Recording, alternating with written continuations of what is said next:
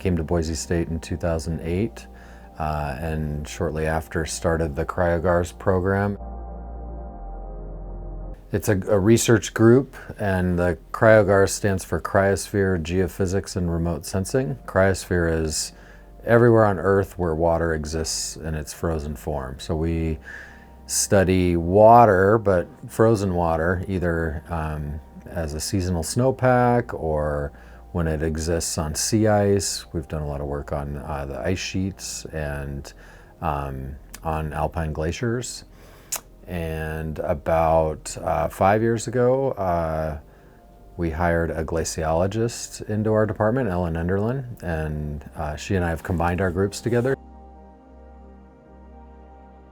What got me interested in, I would just say more broadly, the cryosphere, so all the frozen parts of the planet, and that includes sea ice, that includes glaciers, that includes snow, even permafrost, which is frozen ground. I don't do a lot of that. I more focus on the glaciers and then also a little bit on seasonal snow. But the reason why I got into that was actually through undergraduate research.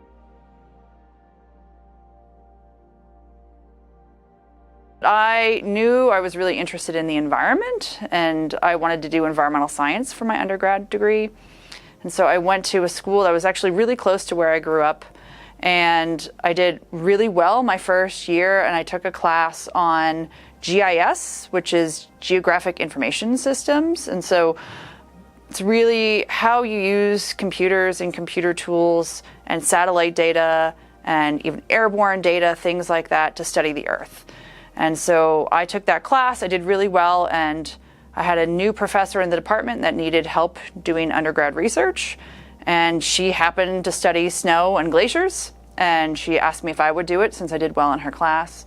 And so I got invited to go do field work in Peru, which was pretty awesome, but then ended up at these glaciers, and we spent a month hiking around these glaciers in Peru, mapping them. It was super awesome. I mean, really, like, obviously a life-changing experience based on the fact that then that is what caused me to go into my career now.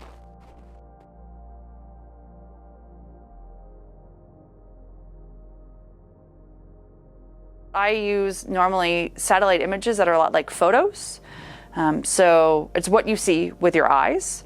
And I do a lot of that in geophysics. I sort of look at the flow of the glaciers, and that's a physical process, use physics equations to study them. So I kept thinking, well, I really overlap with HP and topics, and so why don't we just have a sort of a joint group? And so, yeah, came here because they were looking for another person in geophysics, and thought that, yeah, I complemented HP's group really well, that we could expand our cryosphere expertise that we have at Boise State. My research in my group, like I said, mostly focuses on glaciers, but we do a little bit of snow research as well. And that's really because snow is also an important part of glaciers. So glaciers form by snow building up over time.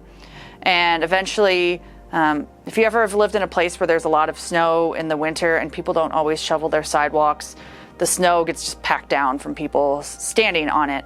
And that causes it to become like a block of ice. It gets really slippery and really, really compact. And so that is happening on glaciers too, except it's not that obviously people are stepping on it, but just that the weight of the snow is so much that it pushes it down and it eventually turns into ice.